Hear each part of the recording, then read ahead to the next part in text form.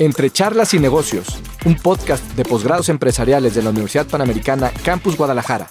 Aprender sobre el mundo de los negocios ahora es más fácil. Bienvenidos a una nueva edición de Entre charlas y negocios, un podcast de posgrados empresariales dedicado y diseñado a hablar de negocios y todas esas herramientas que podemos utilizar en el día a día, ya sea en el corporativo, como ejecutivos o en nuestros emprendimientos, para llevar a nuestra empresa un paso más allá. Hoy tenemos la suerte de que nos acompañe la maestra Violeta Corona. Le dedicamos mucho tiempo a poderla citar aquí. Es una persona con muchas ocupaciones y muchos compromisos. Me da muchísimo gusto tenerte aquí, Violeta. Es una charla entre amigos, una charla cómoda, y por fin se nos da tenerte aquí. Violeta fue maestra mía en la maestría, o profesora mía en la maestría, y me da muchísimo gusto recibirte, Violeta. Bienvenida. Al contrario, David, gracias a ti por la invitación. Un placer estar aquí, pues poder compartir un poco de lo que sé, de mi experiencia en temas de neuromarketing. Neuromarketing, ya nos estamos adelantando un poquito, sí. Violeta. Oye, Violeta, bueno, pues vamos empezando. Estudiaste la licenciatura en Mercadotecnia, hiciste una maestría en Mercadotecnia y actualmente eres candidata a doctora ya en dirección de empresas. Correcto.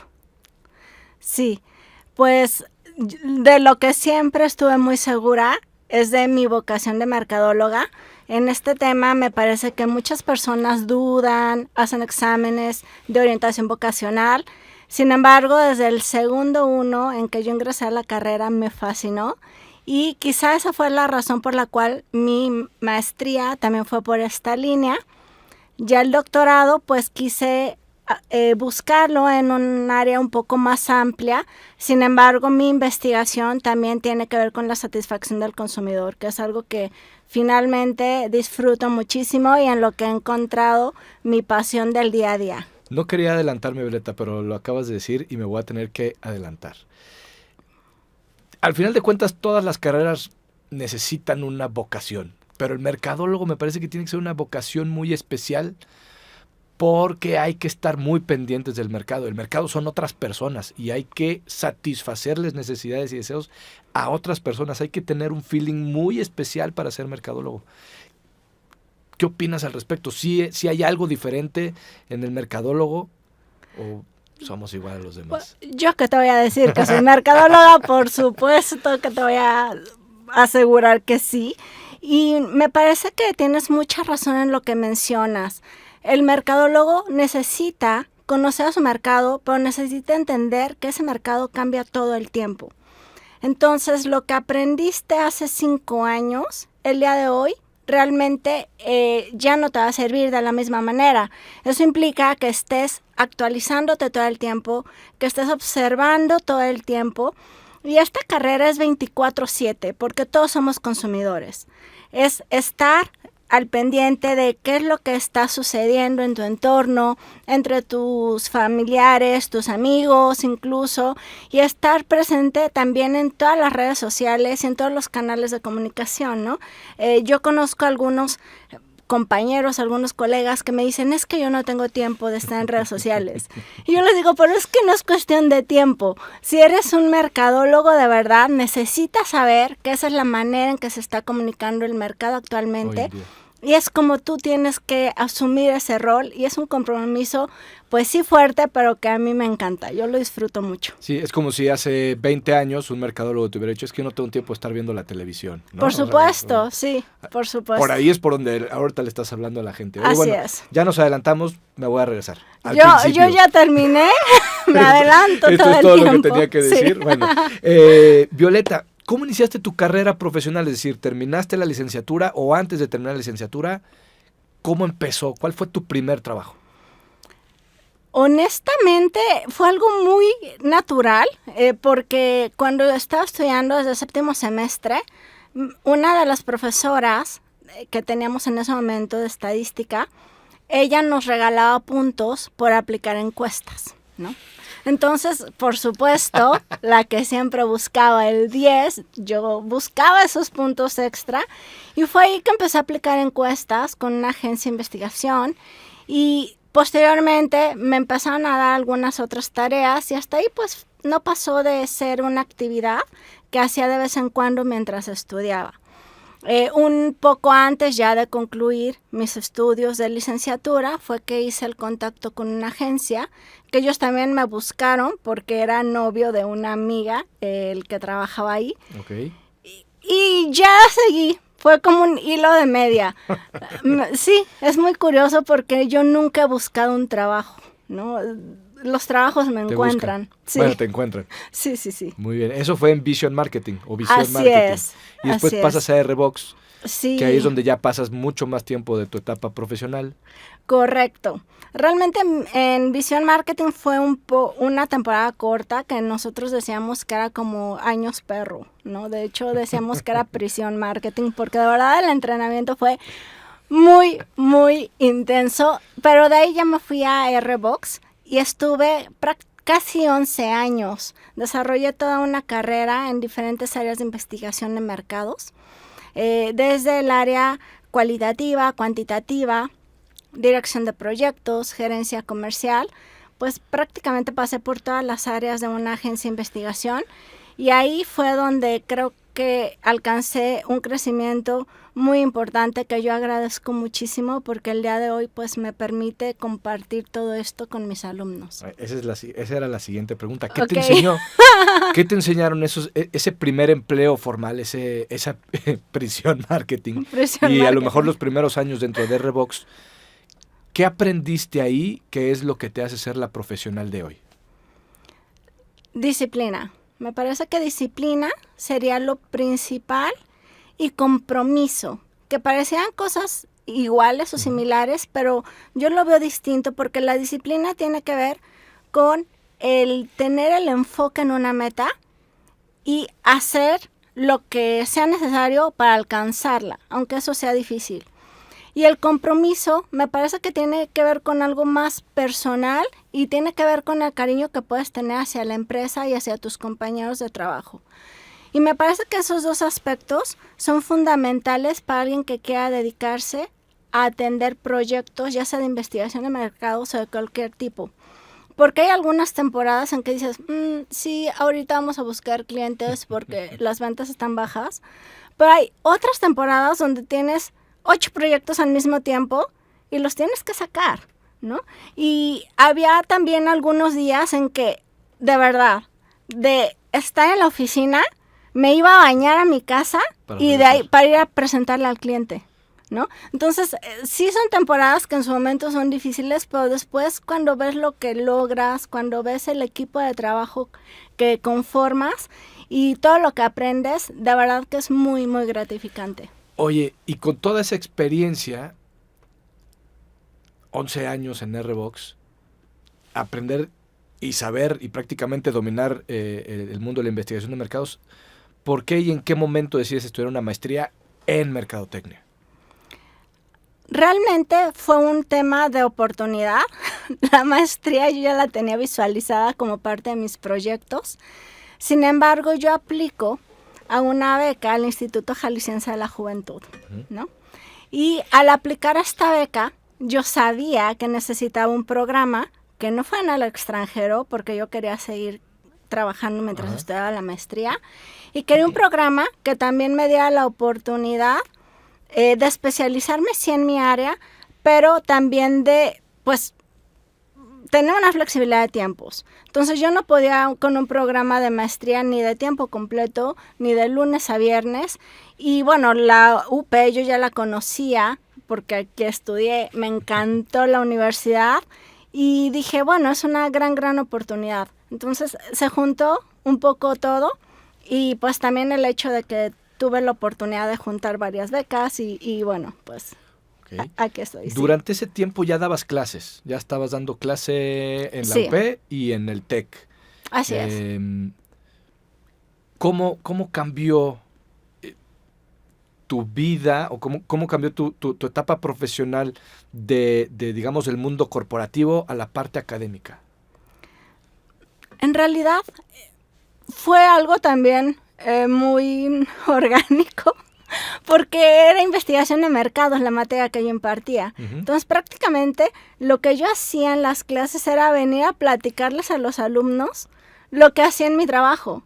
Y las clases que preparaba eran similares a las capacitaciones que yo daba a las personas que colaboraban conmigo. Entonces, se complementó perfecto. En eso creo que era algo que necesitaba también para actualizar algunos temas teóricos o académicos que cuando estás en el día a día trabajando, se te olvida que es importante también actualizar.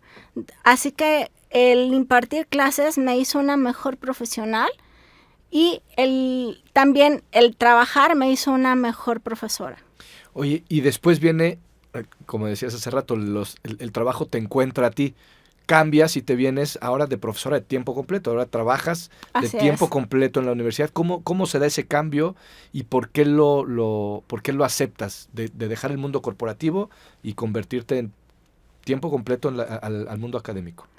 Sí, ahí también es muy interesante esa pregunta porque me parece que fue en el momento preciso. Yo ya tenía casi 11 años en RBox y llega un momento donde dices, pues, ¿qué más sigue, no? Ya pasé por todas las áreas dentro de la organización y necesitaba nuevos retos. En la UP me ofrecen la oportunidad de dirigir el área de neuromarketing, el laboratorio de neuromarketing dentro de la universidad. Me ofrecen también la oportunidad de cursar un doctorado, un programa de doctorado. Y había muchos proyectos interesantes en el área de mercadotecnia en ese momento. Así que digamos que me pusieron todos los anzuelos correctos para decir sí, está bien, porque... Y mordiste sí, todos. y mordí todos, por supuesto. Si me hubieran dicho únicamente de vas a ser profesor y ya, quizá, pues me lo hubiera pensado, pero como era un abanico de posibilidades en que yo me podía desarrollar, por supuesto que me pareció muy, muy interesante. Oye, iba a parecer repetitivo, pero no dejaste el mundo, entre comillas, corporativo. Es decir, ahora eres profesora de tiempo completo, pero hace rato decías, como estando en empresa, me quedó muy bien entrar a la universidad porque me tenía que mantener actualizada. Claro. Ahora que estás en la universidad, no sueltas el mundo de la empresa porque hay que mantenerse actualizado. Exactamente, ¿no? sí. ¿Cómo sientes tú, cómo llevas tú esa doble vida en la que de todas maneras tenías que pertenecer al otro para mantenerte actualizado? Cuando te gusta, encuentras el momento para hacerlo. Es asignar prioridades.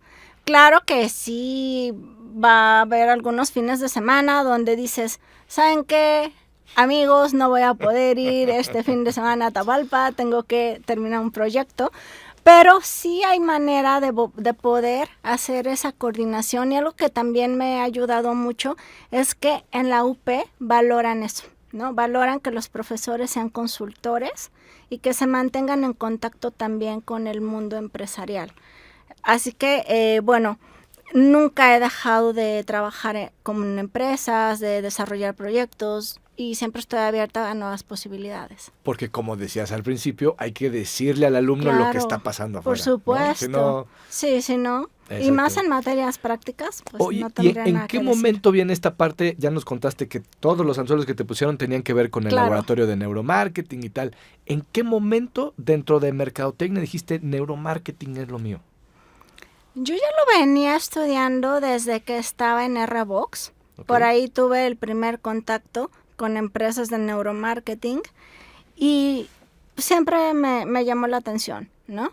Me puse a estudiar de una forma 100% autodidacta el tema.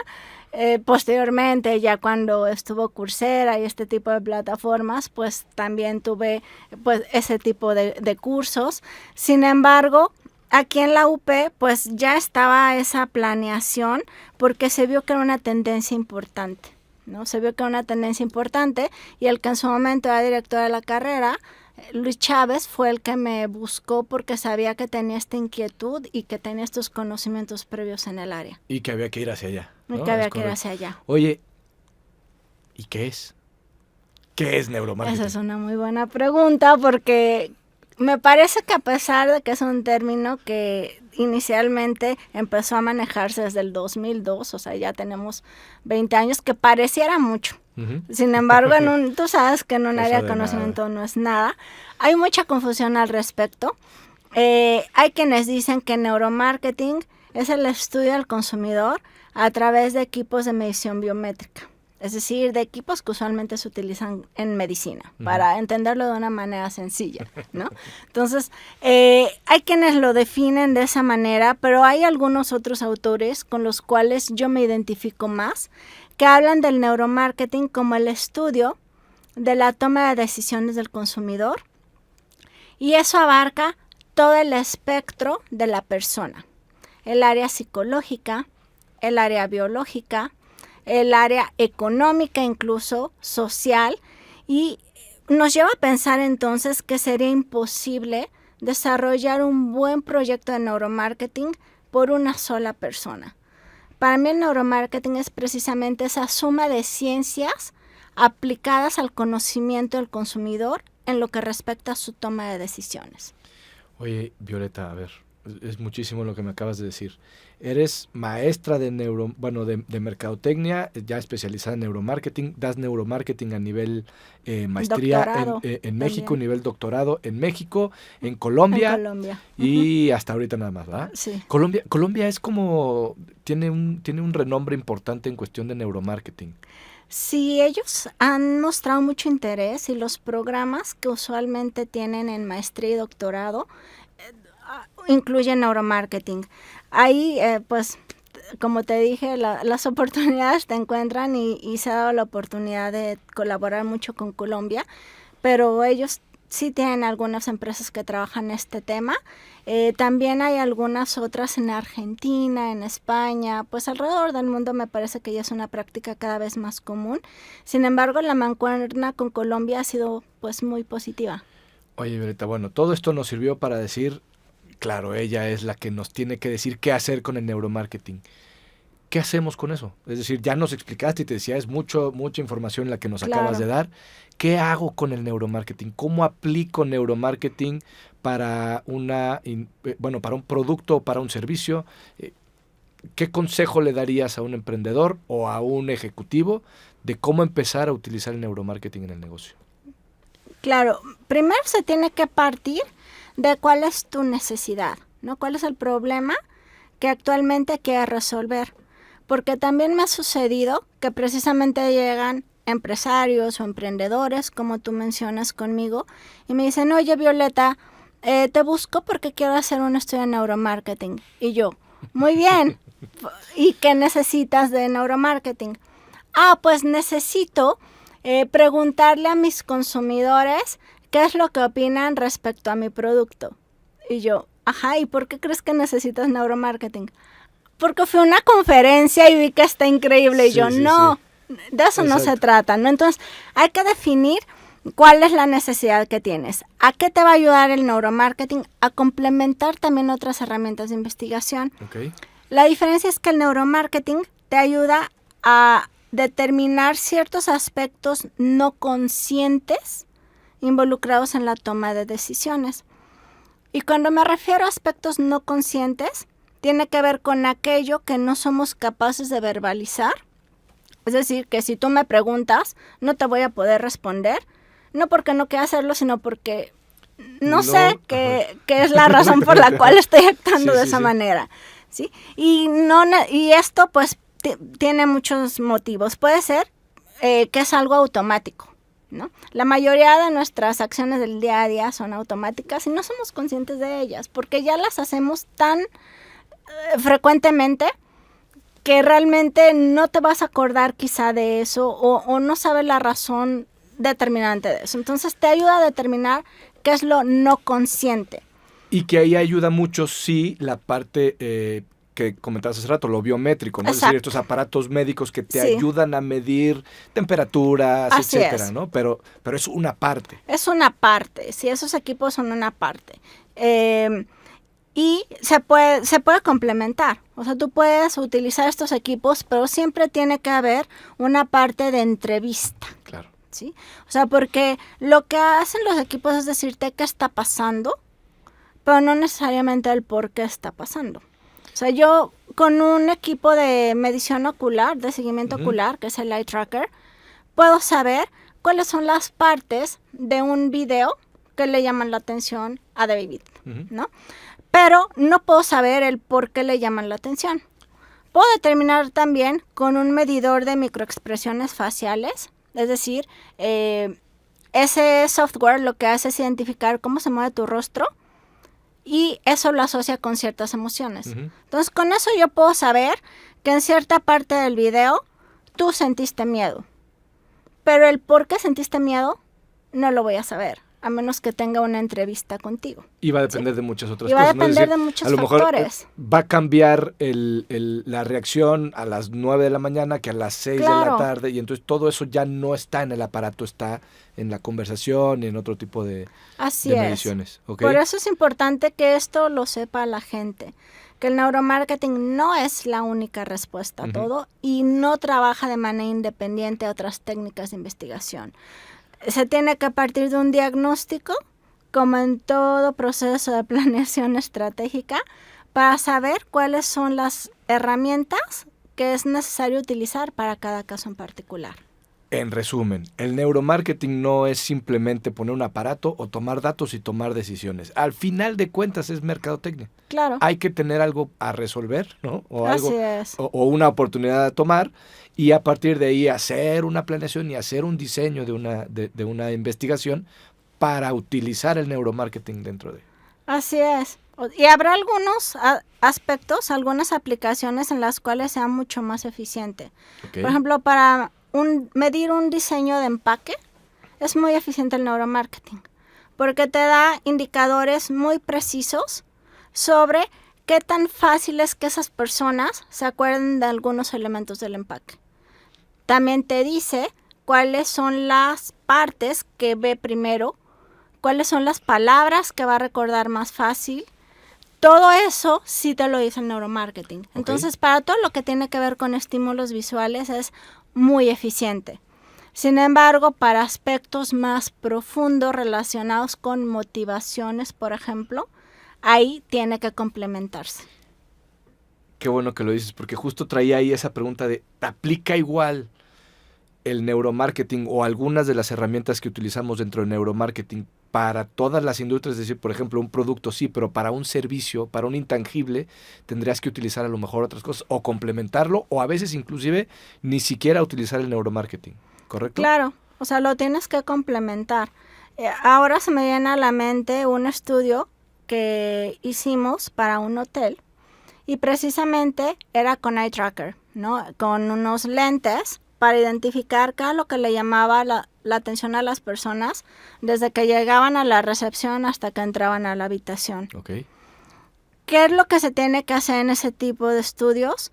Dejar las tareas o las actividades muy precisas, porque, es decir, tú vas a entrar a recepción, vas a pedir una habitación, te van a entregar tu llave, vas a ir al elevador, o sea, prácticamente le tienes que decir a la persona todo lo que tiene que hacer, porque hay tanto ruido en el entorno que no vas a saber realmente si es algo que le llame la atención porque le interesa o porque hubo algo más. O porque se le cayó a alguien un vaso por ahí. Exacto, ya, ¿no? Se cayeron las maletas, entró un perro, hay muchos motivos. Okay. Entonces sí es difícil, pero sí se puede aplicar, por supuesto que se puede aplicar. También lo hemos aplicado para una cadena de coffee shops, pero complementado con otras herramientas. Muy bien. Oye, una última pregunta. ¿Eres miembro de la NMSBA, o en inglés, Neuromarketing Science and Business Association? ¿Qué haces ahí? ¿Cuáles son tus funciones? Sí, esta asociación lo que hace es regular sobre todo aspectos éticos que me parece importantísimo considerar al momento de aplicar estudios de neuromarketing. Te da esos lineamientos sobre los cuales tú puedes desarrollar un proyecto sin afectar a la persona en relación a aspectos relacionados con vulnerabilidad o incluso con su propio derecho a la confidencialidad, ¿no? Porque vas a poder encontrar cosas de la persona que él ni Que ni siquiera siquiera sabe, sabe. que ni siquiera sabe. Entonces sí es importante las asociaciones como esta, como la Neuromarketing Science and Business Association, te ayudan a eso, ¿no? Te ayudan a asegurar que te riges bajo esos códigos, y también eventualmente hay congresos, hay ciertos programas de actualización para los miembros, y eso te ayuda a estar en tendencia. Oye, qué padre, porque justamente, digo, no solo en neuromarketing, en la mercadotecnia, esa es una línea muy delgada Correcto. con la que interactuamos en el área comercial o en el área de mercadotecnia, de no pasarte a utilizar información que sabes del mercado o de la persona que a veces ni siquiera ellos mismos entienden para tú forzar una venta o algo por el estilo, ¿no? Entonces, esa parte es importantísima. Y bueno, con eso quería cerrar la entrevista. Muchísimas gracias, Violeta, por tu participación. ¿Quieres dar tus redes sociales? Pues me encuentran muy fácil, como Violeta Corona en LinkedIn, Violet Crown en Twitter, y en Instagram igual es Violet Crown. ¿Y das consejos sobre neuromarketing en alguna de tus cuentas? En Twitter es donde procuro ser un poco más profesional. Las otras, la verdad es que, bueno, LinkedIn obviamente también. Obviamente. Twitter. Muy bien. Pues muchas gracias por tu participación. Les recordamos a todos nuestros escuchas y todos los que nos siguen en YouTube que nos encuentran en Facebook, en Twitter, en Instagram como Posgrados Empresariales UPGDL. También estamos en LinkedIn o LinkedIn, depende cómo lo llamen ustedes. Nos escuchan en Spotify y nos vemos en YouTube. Denle suscribirse y nos estamos escuchando en un próximo episodio de este podcast Entre Charlas y Negocios de Posgrados Empresariales de la Universidad Panamericana Campus Guadalajara. Violeta, muchísimas gracias por tu tiempo y esperemos vernos pronto por aquí para hablar de algunos temas más de mercadotecnia. Gracias, David, al contrario. Gracias por esta oportunidad. A ti.